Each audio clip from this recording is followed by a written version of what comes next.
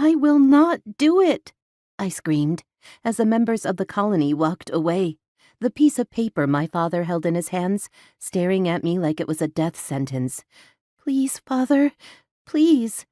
I clawed at my father's hands as he held me tightly against his chest, trying to tear the paper from his hands, determined to destroy it.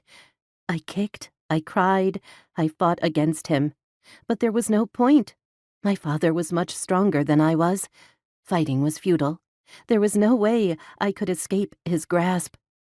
You will stop now, Sapphire, he snapped, squeezing my body tight enough to force the air from my lungs and have me gasping for breath.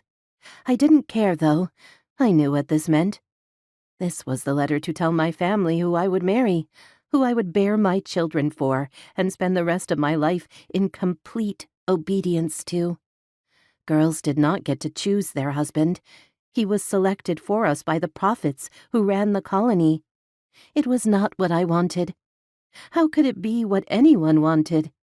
As I stopped struggling, my body becoming lightheaded as I struggled to breathe, my father tossed me forward onto the wet grass. The morning dew soaked through my dress instantly and froze my fingertips as I lay there, my lungs heaving for air.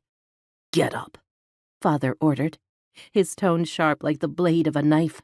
I forced myself onto my knees and pushed my body up from the ground before spinning around to face the man who had both given me life and stolen it from me, too.